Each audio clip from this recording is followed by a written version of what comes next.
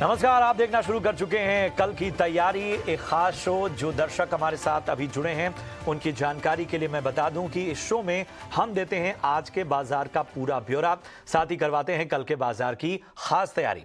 Market के दिग्गज experts हमारे साथ होते हैं और दर्शकों के सवाल हम लेते हैं जिन पर ये एक्सपर्ट भरोसेमंद सलाह देते हैं। लेकिन आज के शो में क्या होगी बात, किन पर होगी हाईलाइट्स, जरा फटाफट से उस पर एक निगाह डाल लेते हैं। तो आखिर 4 दिनों के बाजार की गिरावट पर ब्रेक लग गया। आखिर क्या फैक्टर्स रहे, क्या ट्रिगर किया, ये बताएंगे। इंश्योरेंस कंपनियों के लिए ये साल क्यों खराब रहा, ये भी जानेंगे। और हमेशा की तरह कल के लिए दमदार ट्रेडिंग आइडियाज होंगे, बहुत और कुछ होगा। लेकिन इसके अलावा जो हमारे साथ एक्सपर्ट जुड़ेंगे, जरा उनसे आपका परिचय करा दें। तो हमारे साथ रवि सिंह होंगे, वाइस प्रेसिडेंट और head of research share India से। किरण जानी साहब होंगे जैनम ब्रोकिंग लिमिटेड से।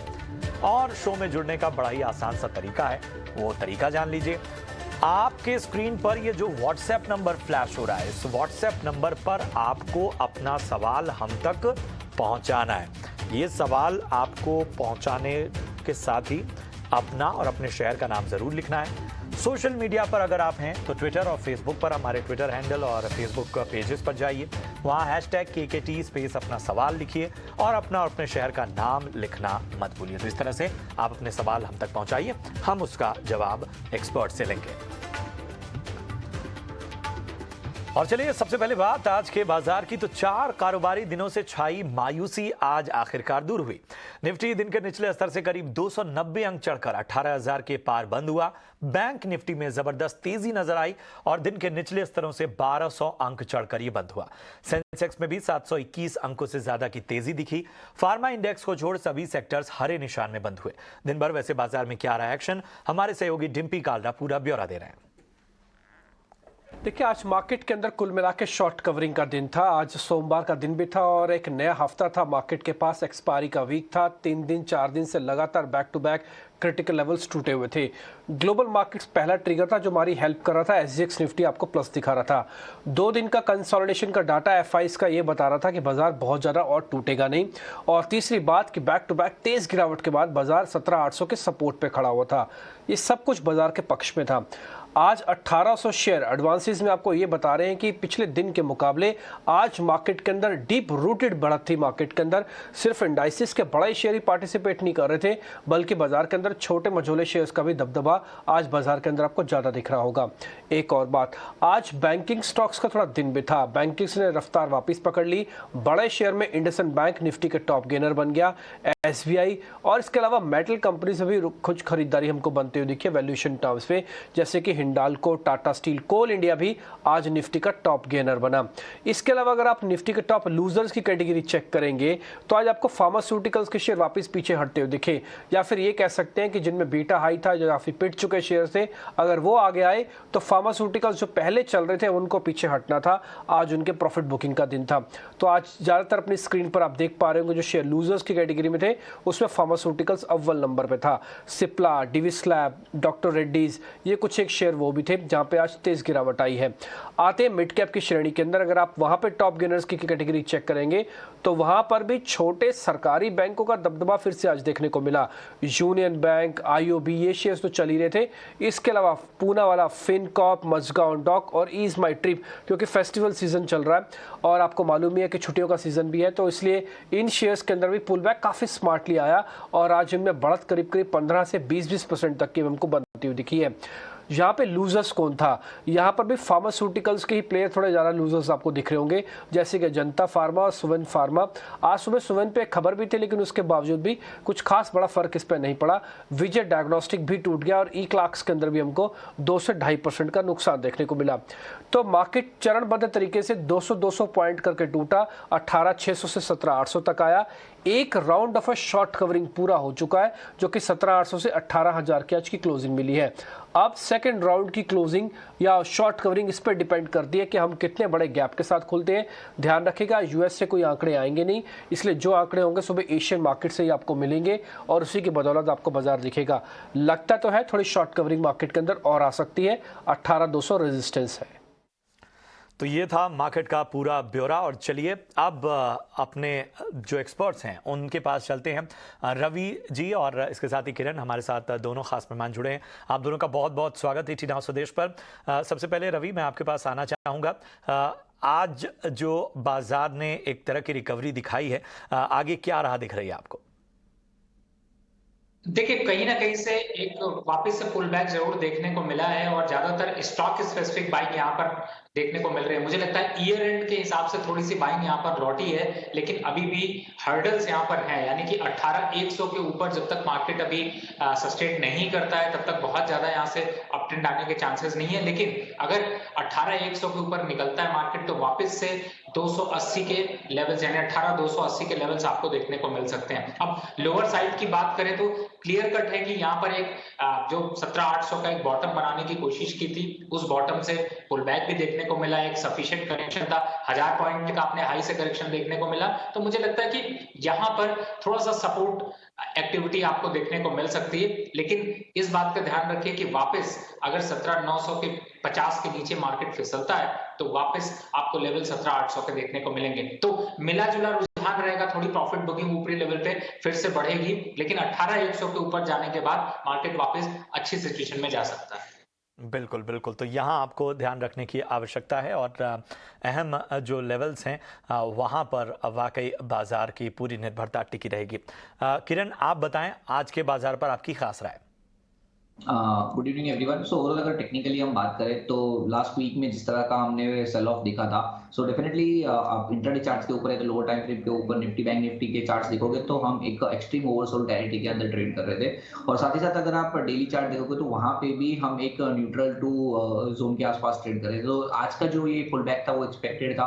दूसरी तरफ से आप निफ्टी देखोगे तो आपने 100 डेज मूविंग एवरेज के आसपास ट्रेड कर रही थी। बैंक निफ्टी की बात करो तो वो 50 डेज मूविंग एवरेज के आसपास ट्रेड कर रही थी। सो कहीं ना कहीं आज एक लार्जर स्केल पे एक्सपेक्टेड था कि हम मार्केट में एक बाउंस देखें। अब आगे की अगर हम बात करें या तो ये मंथली एक्सपायरी की बात करें तो जैसे आज यूएस मार्केट बंद है तो वहां से कोई डेटा आने वाले नहीं है, तो कल सुबह हमें देखना रहेगा कि किस तरह से मार्केट में हम जैसे लास्ट आवर में हमने देखा था या तो लास्ट मोमेंट पे लास्ट 15 मिनट में थोड़ा सा एक सेल ऑफ हमने देखा था कि डेज हाई से मार्केट थोड़ा रिट्रेस हुए नीचे की तरफ। तो अब अगर हम ओपन इंटरेस्ट डेटा की बात करें तो 18,000 के कॉल्स के ऊपर आप देखोगे तो कॉल राइटिंग काफी सारा हुआ है 1,58,000 का। वहां कहीं ना कहीं 28,000 लॉट की हमने शॉर्ट कवरिंग देखी थी, लेकिन फिर भी 18,000 का जो स्ट्राइक है वो काफी क्रूशियल है। जब तक 18,000 के ऊपर मार्केट कल मॉर्निंग में टिक नहीं जाता है तब तक चांसेस है कि वहां से एक सेल ऑफ आ सकता है। दूसरा, इंट्राडे चार्ट्स के ऊपर देखोगे तो निफ्टी फ्यूचर्स के अंदर 18,050 से 18,100 का जो जोन है वो एक सप्लाई जोन है, तो चांसेस है कि कल सुबह मॉर्निंग में वहां से थोड़ा सेलिंग प्रेशर हम देख सकते हैं। नीचे में अगर हम देखें तो 18,000 के पुट राइटर्स जो है वो 1,39,000 लॉट का ओपन इंटरेस्ट होल्ड करके रहे हैं। सो कल ओपनिंग ट्रेड जो रहेगा वो हमें देखना रहेगा। अगर 9:30 के बाद मार्केट 18,000 के नीचे ट्रेड कर रहा है तो जरा चांसेस कि हम थोड़ा सेल ऑफ कंटिन्यू देखें और वापस हम 17,800 तरफ जाए। और अगर 9:30 तक 18,000 होल्ड कर सकते हैं तो चांसेस है कि हम 18,100 150 तक आ सकते हैं। अपसाइड थोड़ा लिमिटेड है, हमें लग रहा है ऊपर में कहीं ना कहीं सेल ऑफ आएगा, तो हमारा जो है कंडीशनल सेल रहेगा 18,000 के नीचे आप शॉर्ट सेल करके कारोबार कर सकते हैं। बैंक निफ्टी में बात करें तो बैंक निफ्टी में कहीं ना कहीं आज जो एक शॉर्ट कवरिंग रैली देखी उसके हिसाब से पीसीआर रेशियो काफी बुलिश हो गया है, 1.28 के आसपास ट्रेड कर रहा है। सो बैंक निफ्टी में थोड़ा वेट एंड वॉच कीजिए जब तक 42,500 42,600 ये जो जोन होल्ड है तब तक आप अपनी लॉन्ग पोजीशन कैरी कर सकते हो। जब 42,500 टूटता है तो ही यहाँ पे कोई प्रॉफिट बुकिंग आ सकता है। Otherwise bank Nifty looks very promising then Nifty के मुकाबले हमें लग रहा है कि बैंक निफ्टी में अप मूव कंटिन्यू रहेगा और चांसेस है हम 43 तक के लेवल्स देखें, लेकिन एक कॉशियस नोट पे 42,500 का आप स्टॉप लॉस रखें। जैसे ही वो लेवल टूटता है हम नीचे के लेवल देख सकते हैं। बिल्कुल, तो खास सलाह मार्केट पर किस तरह की रणनीति आपको बनानी है उस पर हमारे जो एक्सपर्ट्स हैं वो आपको देते हुए और लगभग एक राय नज़र आ रही है। फिलहाल बढ़ते हैं। अब जैसा कि मैं कहता हूं कि ये दर्शकों का शो है यानी आपका शो है, तो आपके सवालों का सिलसिला जरा शुरू करते हैं। दिनेश शर्मा हमारे पहले दर्शक हैं जिन्होंने हम तक अपना सवाल पहुंचाया। दिनेश जयपुर से हैं। इनका सवाल है कि पीएनबी के 2,000 शेयर इन्होंने लिए हुए हैं 52 रुपए 70 पैसे के भाव पे, आगे क्या नजरिया रखना चाहिए? रवि जी, क्या होगी सलाह? देखिए अभी फिलहाल पीएनबी थोड़ा सा पुल बैक जरूर किया है, लेकिन मुझे ऐसा लगता है कि इनको यहाँ पर प्रॉफिट बुक करके निकल जाना चाहिए। अपसाइड का टारगेट है वो 55 रुपए तक मैक्सिमम देखने को मिल सकता है, और अभी इनको 52 रुपए 70 पैसे की खरीद है। तो मुझे लगता है एक बार यहाँ पर पार्शियली प्रॉफिट बुक कर लेना चाहिए। मार्केट काफी अनसर्टेन है, तो स्टॉप लॉस अगर मेंटेन करना है तो 53 रुपए का रख सकते हैं, लेकिन बेस्ट होगा कि आप इससे प्रॉफिट बुक कर लीजिए। सलाह आपको मिलती हुई अगले दर्शक की ओर बढ़ते हैं। आरिफ हकीमन है गाजियाबाद उत्तर प्रदेश से। इनका सवाल है कि जेएसडब्ल्यू स्टील के 100 शेयर लिए हुए हैं 88 रुपए 30 पैसे के भाव पे, आगे क्या करना चाहिए? किरण, क्या होगी सलाह? जेएसडब्ल्यू स्टील की अगर हम बात करें तो 732 के आसपास की ट्रेडिंग है और उन्होंने काफी एक नीचे के लेवल से बाई किए, तो एज एन इन्वेस्टर ही लग रहा है। ओवरऑल अगर हम करंट मार्केट प्राइस देखें तो स्टॉक प्राइस कहीं ना कहीं अपनी सभी इंपॉर्टेंट मूविंग एवरेज के ऊपर ट्रेड कर रहा है। रिसेंटली जो एक करेक्शन हमने देखा था उसमें उसने 20 डेज मूविंग एवरेज को ब्रेक किया है, लेकिन आज जिस तरह की कैंडलस्टिक्स पैटर्न है, क्लियरली एक बुलिश एंगल्फिंग कैंडलस्टिक्स पैटर्न दिख रही है, और साथ ही साथ उनका एक जो ब्रेकआउट स्ट्रक्चर है वो अभी भी स्ट्रॉन्ग है। तो जब तक 700 के नीचे नहीं जाते हैं मुझे लग रहा है उनको होल्ड करना चाहिए। कोई भी डिप आता है तो आप लॉन्ग करके भी चलिए, और एक पोजिशनल स्टॉप लॉस 700 का रख के आप जेएसडब्ल्यू स्टील में फ्रेश खरीदारी है तो आपका जो पोजीशन है उसको होल्ड रख सकते हैं। और ऊपर में कहीं ना कहीं हमें दिख रहा है 800 तक के टारगेट आने वाले आपको एक आध महीने में दिखा सकते हैं। तो ओवरऑल जेएसडब्ल्यू स्टील स्ट्रॉन्ग है, 700 का स्टॉप लॉस होल्ड कर सकते हैं। बिल्कुल, तो होल्ड रखने की सलाह, स्ट्रांग यहाँ पर अब जो भी स्थितियां हैं फिलहाल आगे के लिए नजर आ रही हैं। बढ़ते आगे, विक्रम हरिपाल हमारे अगले दर्शक हैं जमशेदपुर झारखंड से। इन्होंने जिंदल ड्रिलिंग के 250 शेयर लिए हुए हैं 270 रुपए के भाव पे। होल्ड करना सही रहेगा या फिर सेल करना सही होगा? क्या होगी रवि जी, इनको सलाह? देखिए पंडित जी, इस समय अगर आप लेवल्स को देखें तो मुझे लगता है प्रशांत जी बहुत ज्यादा घबराने की जरूरत नहीं है। हरिपाल जी थोड़ा वेट कर लीजिए, और लोअर साइड पे एक 200 इस समय 270 रुपए के पास चल रहा है, तो आप 255 रुपए का थोड़ा सा लंबा स्टॉप लॉस जरूर है, लेकिन अप साइड में 295 रुपए तक के दमखम रखता है। तो आपकी वापस पोजीशन प्रॉफिट में बदलती हुई नजर आएगी। तो मुझे लगता है कि प्रशांत जी इनको अभी थोड़ा सा वेट करना चाहिए। स्टॉप लॉस चाहते हैं यहाँ पर मेंटेन कर सकते हैं।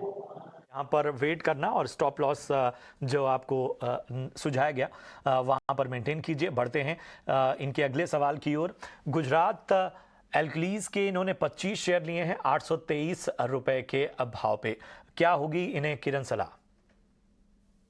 गुजरात अल्कली की अगर हम बात करें तो ओवरऑल स्ट्रक्चर जिस तरह का हमें दिख रहा है काफी वीक है। स्टॉक अपनी सभी इंपॉर्टेंट मूविंग एवरेजेस के नीचे ट्रेड कर रहे हैं। फाइनल जो प्राइस एक्शन वाइज हम सपोर्ट देख रहे हैं जो काफी टाइम उसने प्रीवियसली टेस्ट किया है वो कहीं ना कहीं 700 का है, और 700 टूटने के बाद जो डिप हमें दिख रहा है वो कहीं ना कहीं 640 तक जा सकता है।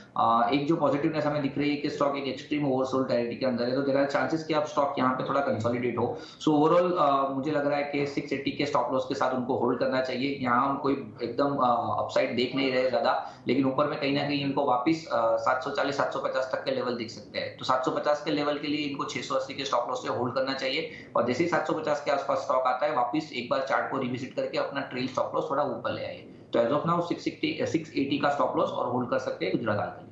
ठीक है, तो खास आपको राय मिलती हुई इस स्टॉक पर। और बढ़ते हैं अगले दर्शक की ओर। सुभाष पटेल हैं राजकोट गुजरात से।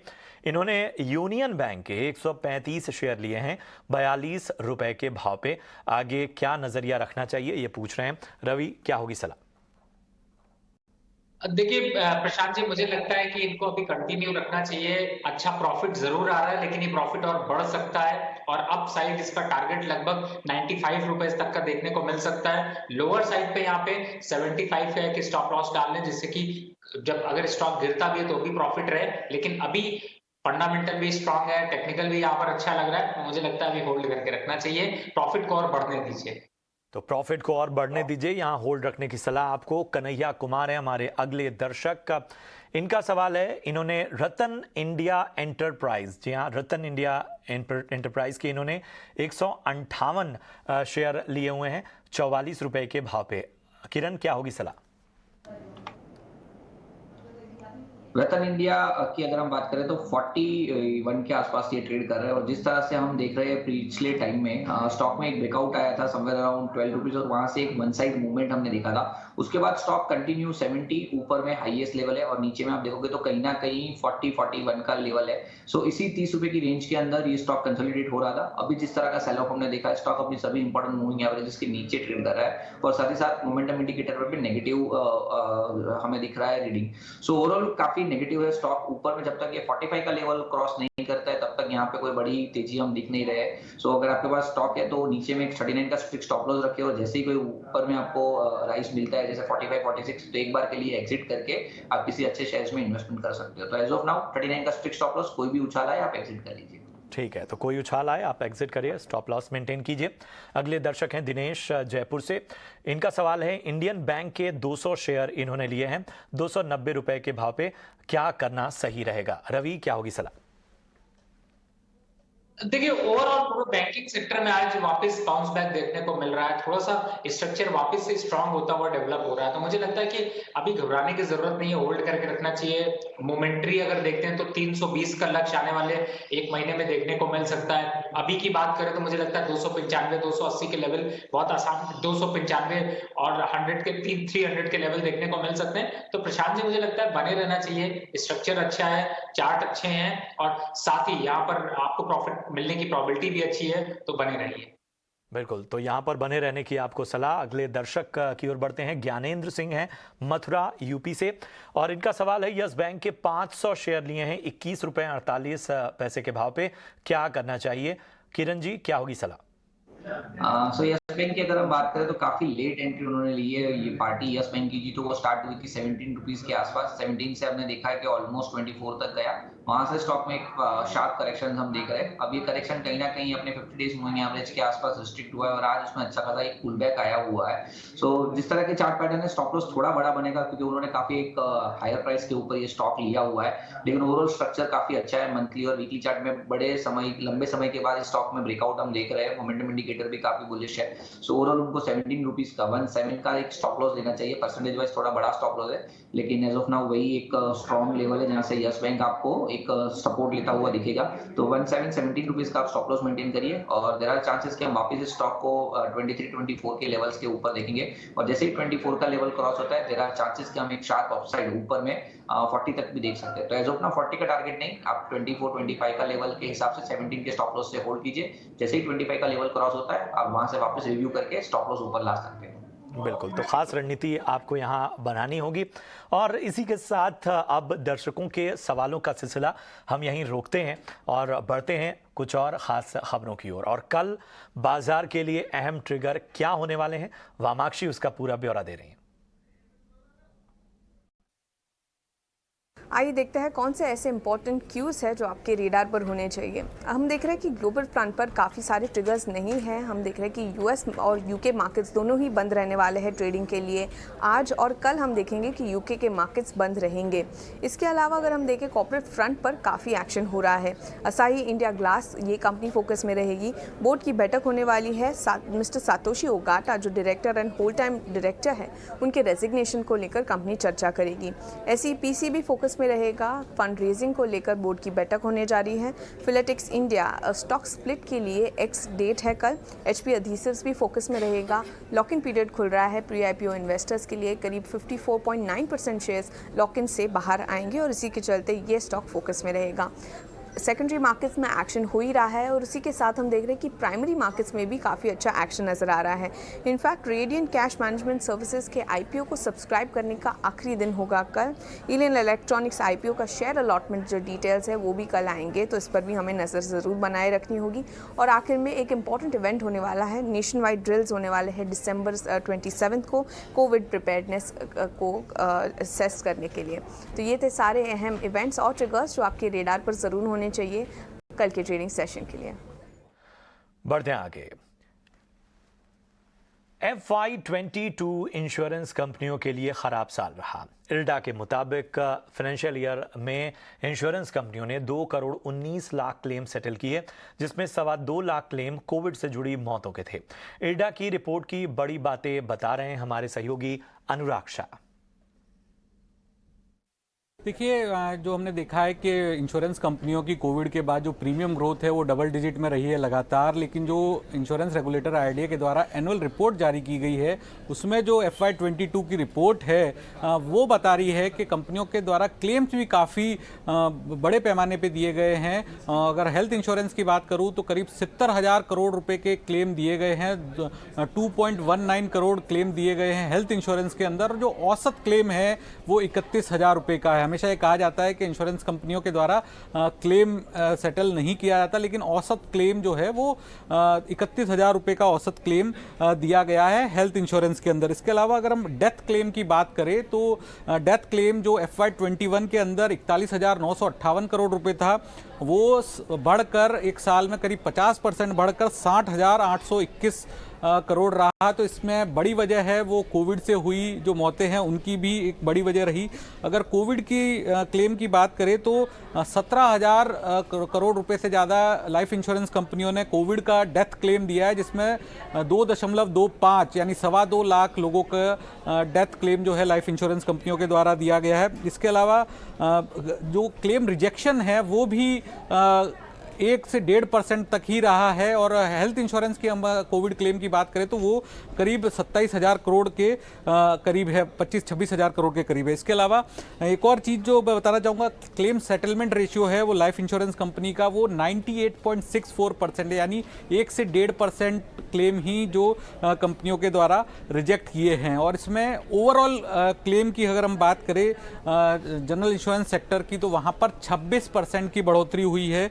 जो कुल क्लेम था FY21 के अंदर 1,10,000 करोड़ वो बढ़ के करीब 1,41,000 करोड़ रह गया है। तो ये मोटा मोटा ये जो आंकड़े हैं इंश्योरेंस रेगुलेटर आईडीए की FY22 की रिपोर्ट है, जहां पर 1 अप्रैल 2021 से लेके 31 मार्च 2022 तक का इंश्योरेंस सेक्टर के द्वारा कैसा प्रदर्शन किया गया है, किस तरह के क्लेम सेटलमेंट किए गए हैं, कंपनियों का प्रदर्शन कैसा रहा है, वो पूरा बताया गया है। तो ये इंश्योरेंस सेक्टर के लिए थोड़ा सा कहीं ना कहीं एक दबाव भरा साल रहा है ये फाइनेंशियल ईयर। लेकिन ज़रा इस सेक्टर पर एक राय ले लेते हैं। रवि, इंश्योरेंस सेक्टर देखें और उसमें बार बार चर्चा LIC की होती है, फिर भी किस तरह से देखते हैं इस पूरे सेक्टर को और ख़ासतौर पे LIC को? देखिए, ओवरऑल अगर पूरे सेक्टर की बात की जाए तो आपको कई स्टॉक्स ऐसे हैं जिनमें बड़ा अच्छा दमखम देखने को मिला है। जैसे आप HDFC लाइफ को देखिए या फिर ICICI लोम्बार्ड को देखिए, लेकिन LIC ने काफी डिसअपॉइंटमेंट किया है। तो मुझे ऐसा लगता है कि अभी LIC में बहुत ज्यादा यहाँ पर चार्म नहीं है। ओवरऑल चार्ट स्ट्रक्चर में भी बहुत ज्यादा ग्रोथ नहीं देखने को मिल रही है और वो यहाँ पर प्रॉफिटेबिलिटी का काफी बड़ा इशू है। तो थोड़ा सा अभी इसमें इन्वेस्ट करने से बचना चाहिए। लेकिन अगर आप अदर स्टॉक्स को देख रहे हैं तो आप HDFC या फिर आप ICICI लोम्बार्ड के स्टॉक्स को अपने पोर्टफोलियो में जरूर शामिल कर सकते हैं, उनमें अच्छी ग्रोथ आपको देखने को मिल सकती है। अहम चीज़ें हैं और जाहिर सी बात है कि जिस तरह का ये सेक्टर है उसमें कहाँ आपको निगाह रखनी है वो हमारे जो एक्सपर्ट हैं वो आपको बताते हुए। और चलिए अब बारी आ चुकी है हमारे ख़ास सेगमेंट की, और ये सेगमेंट है आपका पसंदीदा सेगमेंट VIP शेयर्स का।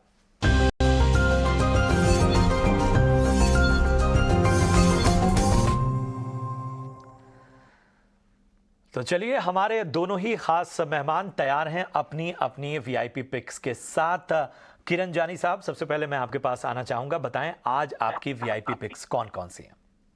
सो हमारी 2 ट्रेडिंग पिक्स रहेगी, दोनों बाई तरफ है। पहली है वो सोनाटा सॉफ्टवेयर है। सोनाटा सॉफ्टवेयर में अगर हम देखेंगे तो एक असेंडिंग ट्रायंगल पैटर्न ब्रेकआउट हमें देखने को मिला था। स्टॉक ऊपर में 602 तक गया। अब वहां से जो लास्ट वीक का करेक्शन था उसमें वापस ये स्टॉक कहीं ना कहीं अपना जो इंपॉर्टेंट लेवल है 520 530 उसके आसपास एक रीटेस्टिंग करके आज उसमें काफी अच्छा एक हमने बाइंग साइड का प्रेशर देखा है। कहीं ना कहीं स्टॉक में 200 डेज मूविंग एवरेज का सपोर्ट भी लिया है और मोमेंटम इंडिकेटर में भी बुलिश जोन से ही ये स्टॉक वापस रिबाउंड हुआ है। सो यहाँ पे हमें लग रहा है कि ऊपर में 585 तक का एक टारगेट बन रहा है, तो 552 के आसपास से हम लॉन्ग करके जाएंगे। 585 हमारा टारगेट रहेगा और जो स्टॉप लॉस है वो 534 एज अ मेंटेन करना है। नेक्स्ट जो स्टॉक है वो किम्स है, Krishna institute of medical science. यहाँ पे भी अगर आप देखोगे तो एक रेक्टेंगल पैटर्न ब्रेकआउट हमें 1500 के आसपास दिखा था। उसके बाद स्टॉक ऊपर में 1650 तक गया, वहां से वापस ये अपने जो प्रीवियस ब्रेकआउट लेवल है 1500-1400 की रेंज में आया।